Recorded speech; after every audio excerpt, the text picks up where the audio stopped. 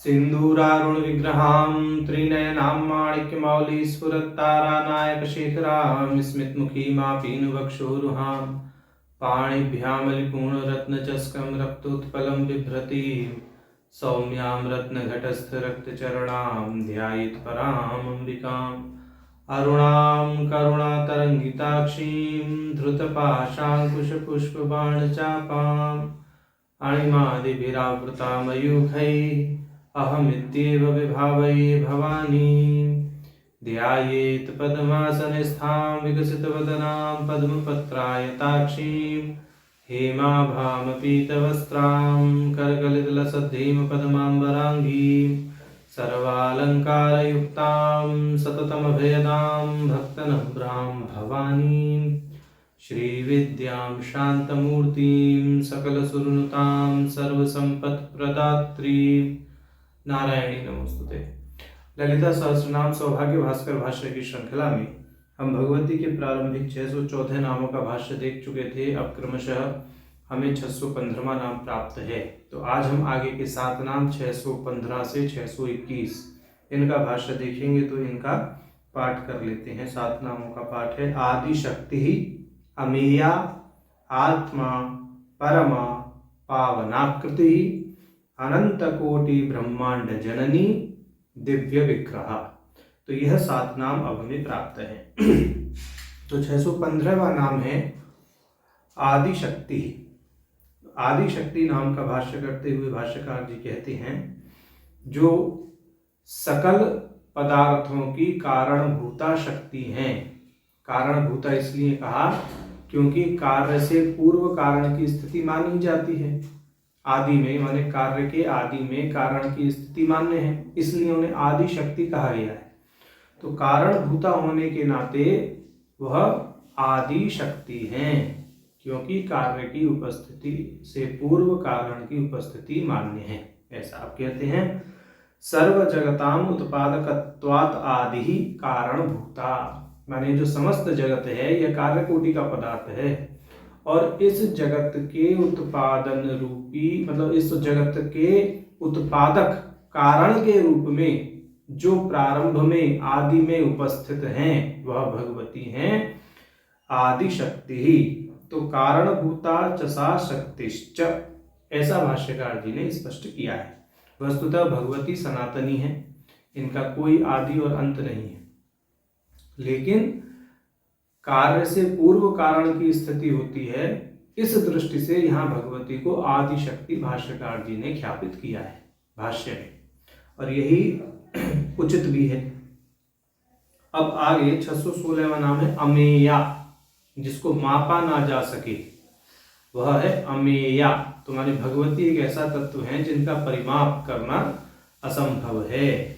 तो कहते हैं भाष्यकार जी, मातुम अशक्या अमेया, जिनको मापना संभव नहीं है वह भगवती हैं अमेया। न विद्यते मेयम यस्या इति वा, अथवा जिसको मापने के लिए कोई भी पदार्थ उपलब्ध ही नहीं है, माने कोई भी पदार्थ ऐसा नहीं है, किसी भी पदार्थ से भगवती को मापा नहीं जा सकता। इस दृष्टि से भगवती की संज्ञा अमेया कही गई है।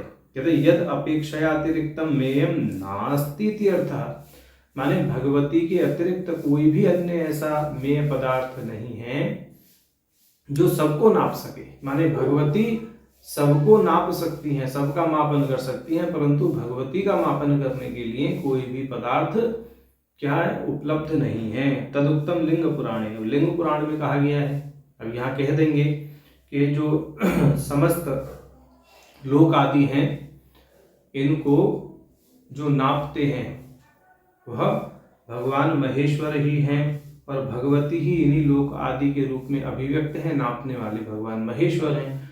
फिर इसकी सन्निधि कैसे लगेगी, इसके अर्थ की तो वह बताते हैं। तो लिंग पुराण में कहा गया है, स्वर्ग पाताल लोकांत ब्रह्मांडावरणाष्टके मेयम सर्वं माम रूपम माता देवो महेश्वर। यह जो स्वर्ग पाताल ब्रह्मांड का अंतिम छोर, ये जब 8 पदार्थ हैं, इनको उमा रूप समझना चाहिए, भगवती का स्वरूप ही समझना चाहिए। मेयम सर्वम उमा रूपम, ये सर्व मेय पदार्थ हैं और उमा रूप है, भगवती का ही स्वरूप है, भगवती ही इन पदार्थों में अभिव्यक्त हैं, या वही इनको परिच्छिन्न करे हुए रखी है, या भगवती ने ही इन्हें मापा हुआ है। इसी दृष्टि से इनको मेय कहा गया है। तो माता देवो महेश्वर, और जो भगवान महेश्वर हैं, भगवती से अभिन्न जो तत्व यानी प्रकाश और विमर्श का जो सामरस्य है, या एक ही भूतला की दृष्टि से कर रहे हैं जो भाष्य कर रहे हैं भाष्यकार। यहाँ पर महेश्वर और उमा ये जो दोनों पदों का प्रयोग है, यहाँ पर भेद नहीं समझना चाहिए, क्योंकि जो कि ये समस्त पदार्थ हैं, स्वर्ग आदि ये जो लोक बताए गए यहाँ, ये सब मेय पदार्थ हैं और भगवती के रूप हैं, और भगवान महेश्वर इन्हें मापने वाले हैं। माने जो प्रकाश स्वरूप परमात्मा है वह विमर्श रूप में अभिव्यक्त हैं, ऐसा कहने का यहाँ भाव है। और प्रकाश और विमर्श की भिन्न भिन्न सत्ता कभी नहीं होती, शक्ति और शक्तिमान की भिन्न भिन्न सत्ता कभी नहीं होती। तो इस दृष्टि से उमा और महेश्वर इनकी कभी भी अलग अलग सत्ता नहीं है। यह कहने का तात्पर्य यह है कि अपने विस्तार को भगवती स्वयं ही जानती हैं, ऐसा समझना चाहिए। तो यह अमेया पद का भाष्यकार जी ने इस प्रकार किया है कि उनको कोई भी नहीं नाप सकता भगवती के विस्तार को, वह अपने विस्तार को स्वयं ही जानती हैं, ऐसा अमेया पद का भाष्यकार जी ने किया है। अब आगे 617वां नाम प्राप्त है आत्मा, यानी आत्म स्वरूप है जो, वह भगवती आत्मा पद से कही गई है। अब आत्मा शब्द से जीव यह अर्थ भी निकलता है, और इससे अगला नाम है परमा, आत्मा, परमा, इस तरह से। तो भाष्यकार जी परमा नाम की सन्निधि को समानांतर रखते हुए कुछ बात कहेंगे, फिर आगे आत्मा पद का भाष्य वो विस्तार से कहेंगे। भाष्यकार जी कहते हैं आत्मा शब्देन जीवः परम शब्दोत्तरम चात्मानुसंगात परमात्मा चेति नाम द्वेन कथ्यते। कि आत्मा शब्द जीव परक अर्थ प्रदर्शित करता है, या आत्मा शब्द से जीव परक अर्थ लेना चाहिए। और परम शब्दोत्तरम, परम परमा नाम जो आगे आ रहा है, जो आगे आने वाला उत्तर नाम है, उससे परमात्मा ऐसा समझना चाहिए। तो आत्मा और परमात्मा का आनुषांगिक संबंध है, यानी इन शब्दों का पारस्परिक एक संबंध है। तो इन दोनों नामों के माध्यम से कहते हैं, माने इन दोनों नामों को ही क्या करते हैं, संज्ञान में रखते हुए आत्मा नाम का भाष्य करते हैं। तो कहते हैं उक्तंच लिंगै, लिंग पुराण में कहा गया है, विष्णु लिंगा यथा तावद अग्नौश्च बहुधा स्मृताः जीवाः सर्वे तथा सर्वा परमात्माश्च स स्मृतः। जिस प्रकार अग्नि में चिंगारियां होती हैं, उसी प्रकार जीव जो हैं वो विष्णु के चिन्ह हैं। सभी जीव भगवान सर्व विष्णु के लिए प्रयुक्त भी है, शिव के लिए प्रयुक्त भी है यह पद, ठीक। तो सर्व में ही सभी जीव अवस्थित हैं, इसलिए वह परमात्मा है। माने जो विष्णु है या शिव है वह परमात्मा है, और इनमें समस्त जीवों की स्थिति है। किस तरह से है, जैसे अग्नि से चिंगारियां निकलती हैं, इस दृष्टि से ये कह रहे हैं। तो आत्मा और परमात्मा शब्द का जो आनुषांगिक संबंध है, जो परस्पर संबंध है, उसको भी यहाँ पर ये स्पष्ट कर रहे हैं भाष्य में, क्योंकि अगला नाम परमा आने वाला है आत्मा के बाद में, तो उन्होंने यही स्पष्ट कर दिया। अब आगे कहते हैं इति शिव पुराणे, शिव पुराण में भी ऐसा ही कहा गया है, आत्मा तस्याष्टमी मूर्ति शिवस्य परमातनुः व्यापिकेतर मूर्तीनां विश्वम तस्मात् शिवात्मकम्। तो यहाँ भी वही बात है, जगत रूप में उल्लसित जो परमात्मा है या शिव हैं, उनके अंदर यह जगत ही प्रतिष्ठित है। माने वह जगत रूप में उल्लसित भी हैं और जगत का अधिष्ठान भी हैं, वह जगत बन भी रहे हैं, जगत को स्थान भी दे रहे हैं, और जगत में वह अनुस्यूत भी हैं। माने सर्वत्र भगवान शिव ही हैं, परमात्मा ही हैं, चाहे वो जीवों के रूप में अभिव्यक्त हों, चाहे अन्य भौतिक पदार्थों के रूप में अभिव्यक्त हों। इस दृष्टि से यहाँ पर आत्मा पद का भाष्य उन्होंने कहा है, ठीक। अब कहते हैं अस्मिन् पक्षे आत्मने नमः परमायात्मने नमः इति नाम द्वय प्रयोगः। नाम के प्रयोग के विषय में बता रहे हैं कि इस पक्ष में आत्मने नमः ऐसा प्रयोग बनता है आत्मा शब्द का, और परमाय आत्मने नमः ऐसा परमा जो नाम है उसका प्रयोग बनता है। इस विषय में प्रमाण दे रहे नमो भवायश्च रुद्रायश्च नमः। यहाँ पर आत्मा और परमात्मा दोनों का ही संकेत है, नमो भवाय च रुद्राय, इस दृष्टि से। ठीक, अब कहते हैं यद्वा अथवा, अब नई दृष्टि से आत्मा शब्द का भाष्य करते हैं। आत्म शब्देन ब्रह्मेय, मतलब आत्मा शब्द से ब्रह्म को ही कहा गया है, पर ब्रह्म को ही कहा गया है। पर ब्रह्म कैसे, अब उस विषय में कहते हैं यच्चाप्नोति यदादत्ते यश्चाति विषयानिह यश्चास्य सततो भावस्तस्मात्मेति कीर्त्यते।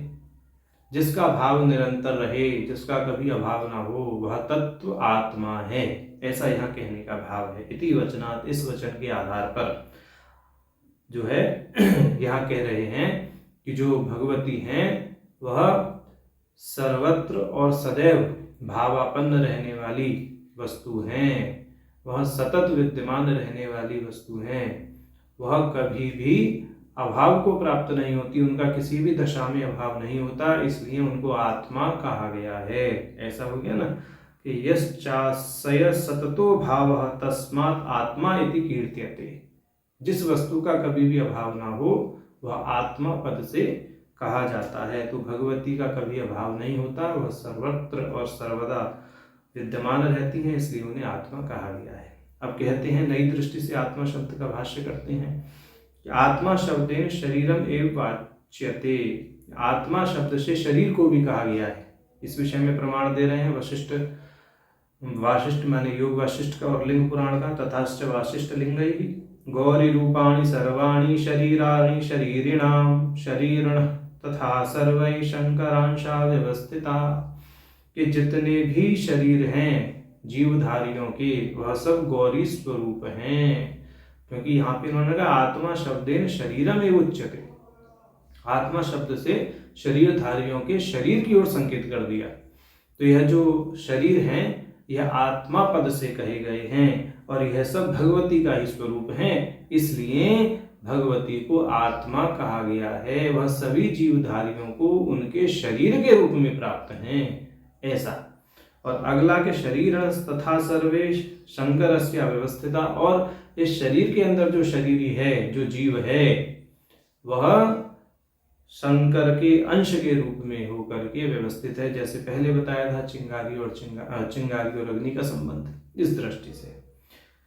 अब आगे कहते हैं एव आत्मा देह मन ब्रह्म स्वभाव धृति बुद्धि श्रुति विश्व प्रकाशोक्तानि अर्थांतराणि अपि योज्यानि। विश्व कोश में आत्मा के जो अर्थ बताए हैं वह इस प्रकार हैं। देह मन ब्रह्म स्वभाव धृति और बुद्धि। बोले इस दृष्टि से इन सभी के अर्थों को आत्मा शब्द के दृष्टिकोण से समझ लेना चाहिए। जो जो आप संयम पूर्वक विवेक पूर्वक अर्थ निकालें वह आत्मा पद का भाष्य, आत्मा पद का अर्थ भगवती के प्रति समझ लेना चाहिए, ऐसा कहने का भाव है। अब यहाँ पर यह एक प्रमाण और दे रहे हैं, क्योंकि विश्व कोश में कहा है देहि मनो ब्रह्म स्वभाव धृति बुद्धि, ये सभी आत्मा पद से कहे गए हैं, तो बुद्धि भी आत्मा पद से कही गई है, तो बुद्धि भी सब में अवस्थित है ही, सभी जीवधारियों में। तो यहाँ कह दी उन्होंने एक पंक्ति भाष्यकार जी ने, या देवी सर्वभूतेषु बुद्धि रूपेण संस्थिता इति वचनात्, कि वह जो भगवती हैं सभी जीवधारियों में बुद्धि के रूप में रहती हैं। तो शरीर के रूप में भी हमें भगवती प्राप्त हैं, बुद्धि के रूप में भी हमें भगवती प्राप्त हैं, मन के रूप में भी भगवती प्राप्त हैं। जो हमारी जो ब्रह्म स्वरूपता है वह भी भगवती का स्वरूप है। हमारी जो प्रकृति है, स्वभाव है, आचरण है, वह भी भगवती का ही स्वरूप है। हमारी धृति अर्थात धारण करने की शक्ति वह भी भगवती का स्वरूप है। हमारी बुद्धि भी भगवती का स्वरूप है। तो इस दृष्टि से आत्मा के अनेक अर्थ हैं, और वह जो जो अर्थ हैं अपने पर घटाते रहिए, भगवती के साथ अपनी एक रसता और एक रूपता का भान करते रहिए, ऐसा भाष्यकार जी ने यहाँ पर संकेत किया है। अब अगला जो नाम है 618वां, वह परमा, वह नाम हमें प्राप्त है। यहाँ पर भाष्यकार जी कहते हैं, परमा शब्द का भाष्य करेंगे जो सर्वोत्कृष्ट है, परम है, जो सबसे श्रेष्ठ है, जो वह है परमा। कहते हैं परम ब्रह्म माति परिच्छिन्नति परमा, सबको परिच्छिन्न करने के कारण वह परम है, माने सबका अधिष्ठान होने के कारण वह परम है, सबको आश्रय देने के कारण वह सर्वोत्कृष्ट है। ऐसा। अब दूसरी दृष्टि से कहते हैं परस्य शिवस्य माँ लक्ष्मीर्वा, माने परम शिव की जो संगिनी है, परम शिव की जो लक्ष्मी है, वह भगवती परमा नाम से कही गई है। अब कहते हैं यद्वा, नई दृष्टि से भाष्य कर रहे हैं कि परम ब्रह्म के 4 स्वरूप हैं, उन 4 स्वरूप के आधार पर कहते हैं कि इन 4 स्वरूप से भी जो उत्कृष्ट हैं, जो श्रेष्ठ हैं, वह है परमा। अब 4 स्वरूप कौन से, विष्णु पुराण के आधार पर बताएंगे। भाष्यकार जी कह रहे हैं यद्वा परब्रह्मणो रूप चतुष्कम अस्ति, परब्रह्म के 4 स्वरूप हैं। तस्मात् परमोत्कृष्टा, उनसे भी जो परम उत्कृष्ट हैं, वह भगवती परमा नाम से कही गई है। तदुक्तम विष्णु पुराण, विष्णु पुराण का वचन है परस्य ब्रह्मणो रूपम पुरुषम प्रथमम द्विजा व्यक्ता व्यक्ते तथैवान्ये रूपे कलास तथा परम, कि पर ब्रह्म के 4 स्वरूप हैं। पहला स्वरूप पुरुष, दूसरा अव्यक्त, तीसरा व्यक्त और चौथा है काल। इन 4 से भी जो परे हैं, जो इन 4 से भी श्रेष्ठ हैं, वह परमा नाम से कही गई है। साक्षात ब्रह्म की जो अद्वितीय शक्ति है, उसको ही यहाँ पर लक्ष्य किया जा रहा है, यह समझना चाहिए।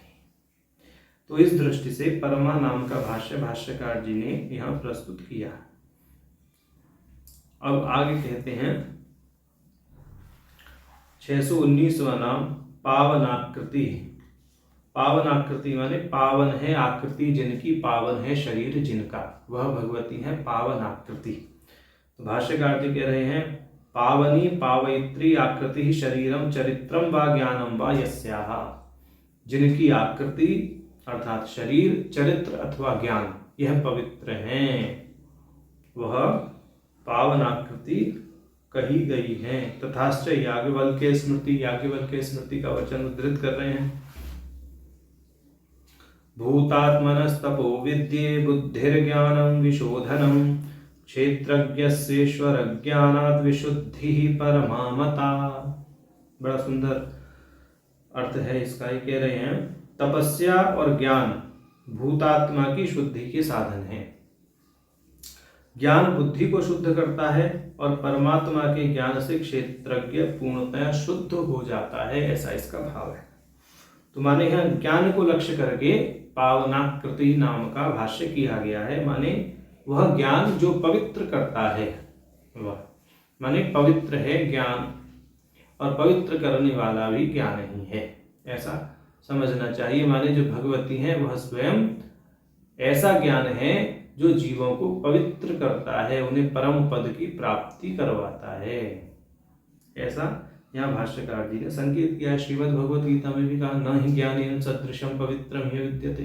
तो ज्ञान के समान पवित्र ना तो कुछ है और ना ज्ञान के समान पवित्र करने वाला कुछ है। इस दृष्टि से समझना चाहिए वह ज्ञान साक्षात भगवती का ही स्वरूप है। आकृति शब्द से यहाँ ज्ञान अर्थ लिया है, तो यहाँ पावनाकृति यानी पवित्र ज्ञान स्वरूप है जो, ऐसा भाष्यकार जी ने भाष्य किया। अब 620वां नाम हमें प्राप्त है अनेक कोटि ब्रह्मांड जननी, माने अनंत कोटि ब्रह्मांडों की जो जनित्री हैं, जनने वाली हैं, उत्पादिका हैं, वह भगवती हैं अनंत कोटि ब्रह्मांड जननी। कहते हैं अनेका अनंतः कोटयो ये ब्रह्मांडा तेषाम जननी जनयित्री। अनंत कोटि ब्रह्मांडों की जननी भगवती अनंत कोटि ब्रह्मांड जननी कहलाती हैं। यद्वा अथवा नई दृष्टि से कहते हैं अनेक कोटयो ब्रह्मांडा येषाम ते तथा अभिमानी अमानित्वादि रूपः संबंधः षष्ठ्यर्थः तेषाम विराडादीनाम जननी। कि यहाँ अनेक कोटि ब्रह्मांड जननी नाम से यह समझना चाहिए कि जो अनंत कोटि ब्रह्मांड हैं उनके जो अभिमानी देवता हैं विराट आदि, उनकी जननी अनंत कोटि ब्रह्मांड जननी है, ऐसा यहाँ भाष्यकार जी कह रहे हैं। अब इस पर वह स्पष्ट करेंगे, विराट स्वराट सम्राट इन तीनों के विषय में बोलेंगे यहाँ, क्योंकि यही अभिमानी है। कहते विकार षोडशांतरवर्ती पंचीकृत स्थूल भूत कार्य हुई ब्रह्मांड, जो 16 विकारभूत पदार्थ हैं, 5 ज्ञानेन्द्रिय, 5 कर्मेंद्रिय, 5 महाभूत और मन, इन 16 पदार्थों से ही समझिए कि यह समस्त ब्रह्मांड उद्भूत होता है। अब यहाँ पर ये 16 पदार्थों में स्थूल शरीर और सूक्ष्म शरीर को बनाने वाले सारे घटक हैं। अब उसी को आधार कह रहे हैं, आधार बनाकर कह रहे हैं, तद अभिमानी विराट उच्यते, जो स्थूल प्रपंच है उसका अभिमानी विराट है, जो सूक्ष्म प्रपंच है उसका अभिमानी स्वराट है, और उभयात्मक सम्राट है, ऐसा यहाँ कहेंगे। तो कह रहे हैं विकार षोडशांतरवर्ती पंचीकृत स्थूल भूत कार्य हुई ब्रह्मांड तद अभिमानी विराट उच्यते, ब्रह्मांड अंतर्वर्ती समष्टि लिंग शरीराभिमानी स्वराट, तद उभय कारणा व्याकृताभिमानी सम्राट, ऐसा इन्होंने यहाँ स्पष्ट कर दिया। अब कहते तदुक्तम प्राधान्येन विराटात्मा ब्रह्मांडम अभिमन्यते, स्वराट स्वरूपम उभयम सम्राट तीव्र विश्रुति, श्रुति है कह रही है कि विराट ब्रह्मांड का अभिमानी है, स्वराट इसका स्वरूप अर्थात स्वभाव, जो कि लिंग शरीर का अभिमानी है, समष्टि लिंग शरीर का अभिमानी है, और सम्राट उभयात्मक है, ऐसा श्रुति का वचन है। यहाँ भाष्यकार जी ने स्पष्ट किया। बोले इस प्रकार यह जो विराट स्वराट और सम्राट है, इनकी जो जननी है वह अनंत कोटि ब्रह्मांड जननी नाम से कही गई है। तो यहाँ दो दृष्टि से भाष्य प्रस्तुत कर दिया भाष्यकार ने कि अनंत कोटि ब्रह्मांडों की जननी अनंत कोटि ब्रह्मांड जननी कही, और अनंत कोटि ब्रह्मांडों के अभिमानी देवताओं की जननी वह भी अनंत कोटि ब्रह्मांड जननी नाम से कही गई है। अब आगे 621वां नाम हमें प्राप्त है दिव्य विग्रह, यानी दिव्य है देह जिनकी, दिव्य है शरीर जिनका, उनका नाम है दिव्य विग्रह। भाष्यकार जी कहते हैं दिव्यो रमणीयो विग्रहो देहो यस्याः, रमणीय देह है जिनकी, रमणीय विग्रह है जिनका, उनको कहा दिव्य विग्रह। कहते हैं दिव्य अंतरिक्षे भवो दिव्यो विग्रहो रणो यस्यावा, दिव्य का अर्थ है अंतरिक्ष। दूसरी दृष्टि से भाष्य कर रहे हैं कि दिव्य का अर्थ है अंतरिक्ष और विग्रह का अर्थ है रण, माने जिन्होंने अंतरिक्ष में ही युद्ध किया बिना किसी आधार के ही, जो अंतरिक्ष में ही जो है प्रतिष्ठित होकर के युद्ध करने में सक्षम हैं, वह भगवती हैं दिव्य विग्रह।